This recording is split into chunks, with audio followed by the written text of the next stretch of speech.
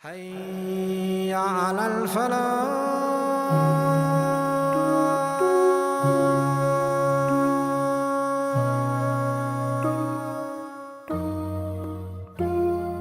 It's gone Corona crazy in every corner of planet Earth.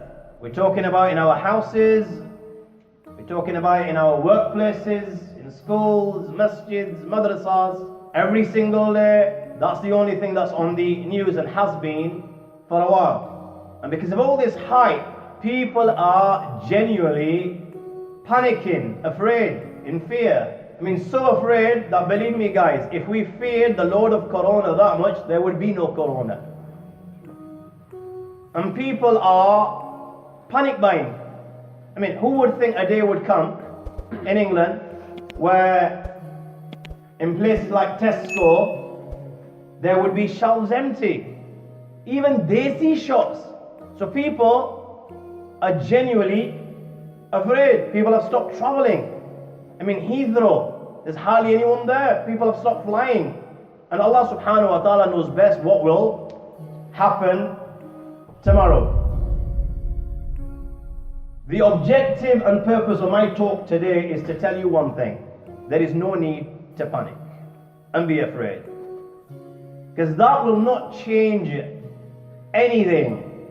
And let us not forget who we are and what we are. We are Muslims. And it's our Iman and Yaqeen that nothing can harm you without Allah subhanahu wa ta'ala's permission. As children, we were taught the Imani Mufassal in madrasas. I believe in Allah. I believe in all His angels. I believe in all His books. I believe in all His messengers. I believe in fate, good and bad. I believe in the last day. I believe in life after death. Allah subhanahu wa ta'ala, the Prophet sallallahu alaihi wasallam's mention, wrote the destinies of all creatures 50,000 years before Allah subhanahu wa ta'ala created the heavens and the earth. Allah subhanahu wa ta'ala wrote the destinies of all creatures. And everything in this universe is by the decree of Allah. So much so that the intellect of the intellectual and the stupidity of the stupid is also by the decree of Allah subhanahu wa ta'ala. And every single thing that happens within this universe, whatever is written in the preserved tablet, the Lawh Mahfuz, every single thing in this universe is happening and will happen exactly like it's written, is happening by the decree of Allah subhanahu wa ta'ala.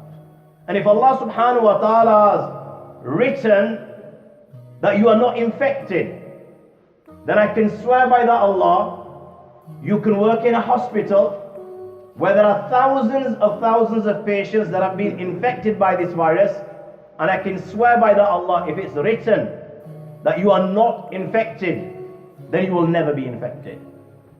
And if it's written that you will be infected, if you live on an island all alone where there's not a single other human being, no animal, nothing, I swear by Allah, you will be infected if it's written for you to be infected. This is our Iman and Yaqeen. Look at Sayyidina Ibrahim alayhi salatu wa salam. He was thrown inside fire. Yet my young friends, Sayyidina Ibrahim alayhi salatu wa salam came out. There was not a single burn mark on his entire body from head to toe.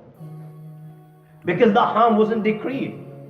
How many times the kuffar of Makkah plotted and planned against the Nabi of Allah? They never succeeded because that harm wasn't decreed for him. So this is our Iman and Yaqeen. Nothing can harm you without the permission of Allah subhanahu wa ta'ala. Having said this, this does not mean to say that we just sit idle and don't take any precautions. No, my young friends. Just like what you will earn has been decreed. And we believe that. But every single day we all go to work and we work hard to try to earn as much as we possibly can. Likewise, my young friends, we should not have a carefree attitude with regards to this virus. We need to give it its due regard. But at the same time, don't go crazy like some people are going. There needs to be a balance. We need to understand the severity and take the necessary precautions. All the guidelines which have been given by the government or the NHS, which are jaiz, we should act upon them. They're asking us to wash our hands regularly with soap and water. By the grace of Allah, we perform wudu 5 times a day. If they're asking you to cover your mouth with a tissue when you sneeze or you cough, then cover your mouth with a tissue when you sneeze or cough.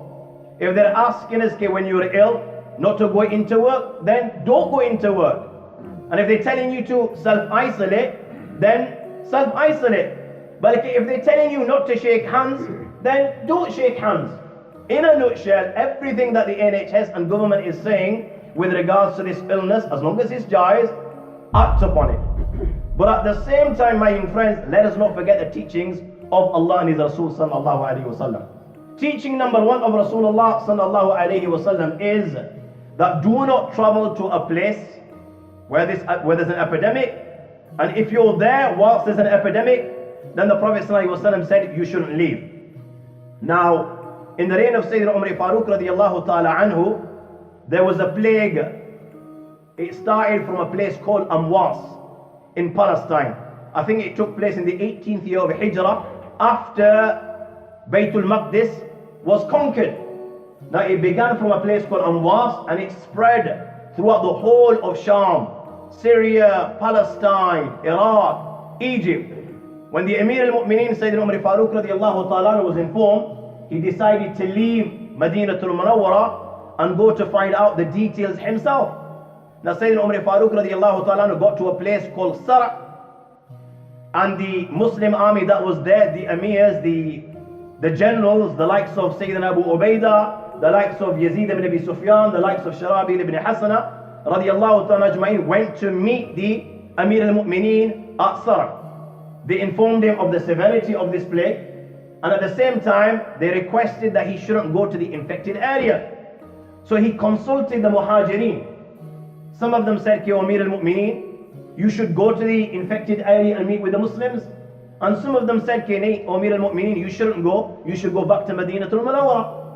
So now Sayyidina Umar Farooq radiallahu ta'ala anhu, he consulted the Ansar. Again, you had 2 opinions.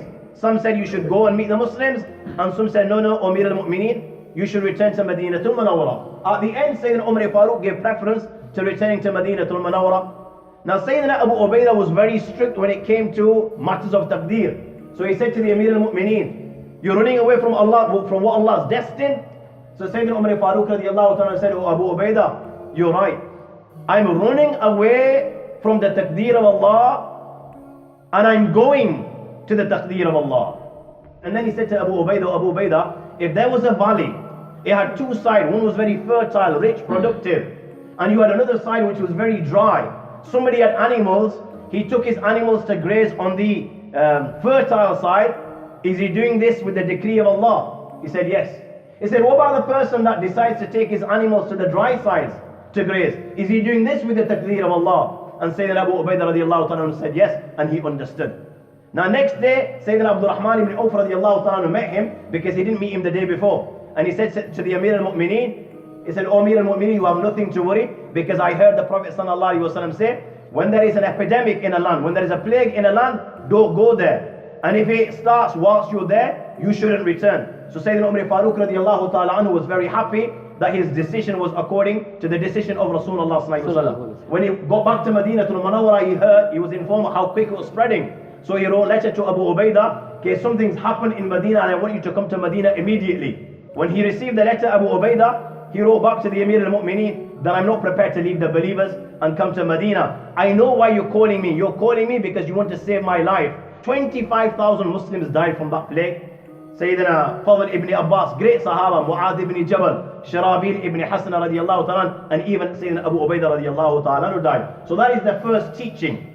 The second teaching, my young friends, is we run away from sin and disobeying Allah subhanahu wa ta'ala. Allah subhanahu wa ta'ala says in the Quran, if the people of the locality were to believe and adopt taqwa and piety, fear Allah, refrain from sin, Allah saying, we would open the heavens. Look at the Sahaba radiallahu ta'ala ajma'in. There was a time when they had nothing. So much so that many of them would cover their bodies with one sheet of cloth. As a result of which the Prophet ﷺ instructed the women who would read namaz in the back saf that don't raise your head till those before you, yani the men, haven't stood up properly. They'd go to war in one sheet of cloth. They wouldn't even have swords. They didn't even have, shoes. They got to a stage where Persia and Rome melted before them like snow melts under the hot sun. They became the owners of the palaces of Syria, the palaces of Sham, the palaces of Rome, the palaces of Persia, the palaces of Sana'a. You have Suraka ibn Malik.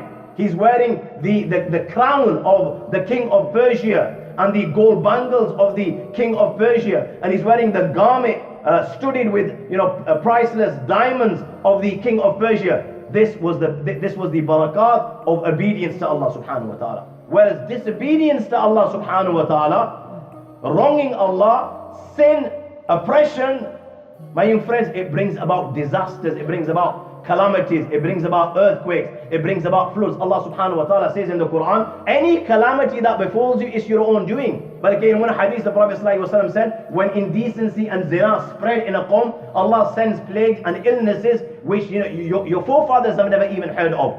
Look, every sin is committed at this moment in time. Everyone's doing it. Muslims are doing it. From adultery, fornication, lying, taking false oath, usury, disobeying your mother and father. Oppression is rife. Look at what happened in Baghdad. Baghdad once upon a time was the New York and London of the Muslim world. It had everything. Whereas the Western world in those days was in the dark ages.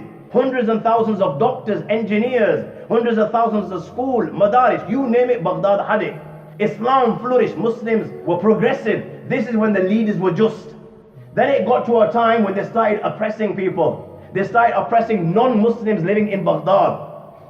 So much so that they began to deny them of their basic human rights. It got to a stage where one day, a non-Muslim, he climbed a mountain and he made dua to the God of the Muslims to assist those that have been oppressed. He heard a voice from the unseen saying, prepare yourself and attack, we will assist you. The same people, after the battle, there was a conference, they agreed, they were unanimous, that it was the God of the Muslims that accepted their plea, for assistance. And then they concluded that this God, Waqi, in reality is worthy of worship. And they all declared the kalima. And then they ruled over the Islamic world for years and years. Look at what happened in India. This huge land was conquered by 12,000 Muslims. It got to a stage where Muslims started oppressing. The great scholar, Shah Waliullah Muhaddis Dahlawi, he started knocking on doors in the streets of Delhi, warning people of the imminent disaster. He'd go around and say to them, "Oh my people, abstain from disobeying Allah. I have visions of rivers flowing in the streets of Delhi." And people said he's a mad mullah. Forget what he's saying. The enemy attacked and rivers of blood began to flow in the streets of Delhi. And look at the oppression that is taking place in the dunya. Every corner of the globe, people are persecuted just because of their beliefs. The next thing that we need to do, my young friends, is make tawbah and istighfar. When a person commits sin, there's a black dot that appears on his heart. When he commits a sin, another black dot, another black dot. It gets to a stage where the heart becomes black and nothing enters. And every time you do good, it purifies the heart. The more good you do, the more the heart purifies. It gets to a stage, my young friends, that you can even see with the eyes of the heart. That's how pure the heart becomes. You know, when you perform wuzu, you wash your arms. The sins that you committed with your arms comes out with the last drop of water.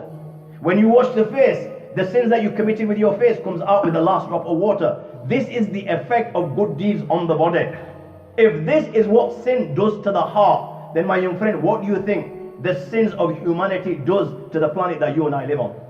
The Prophet ﷺ said that whoever holds fast onto istighfar, Allah subhanahu wa ta'ala will create a way out for him from every single difficulty.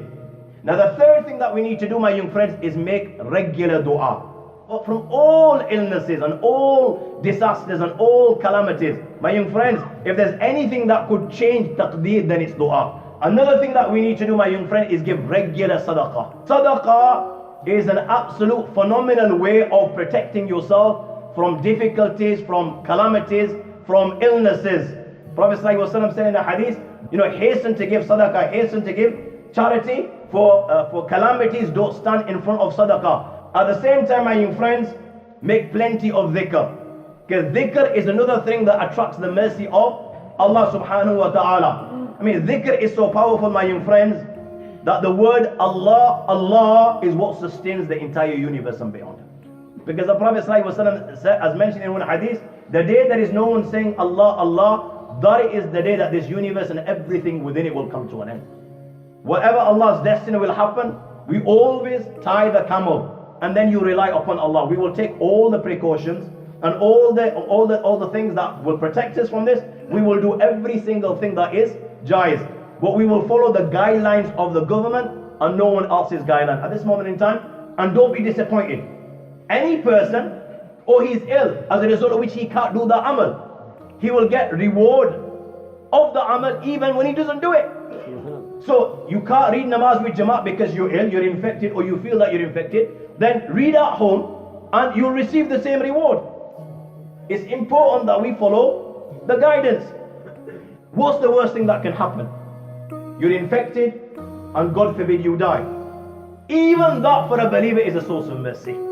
Prophet ﷺ has mentioned, anyone that dies in a plague, he's a shaheed. On the battlefield, not just him, he's a shaheed. One that drowns is a shaheed.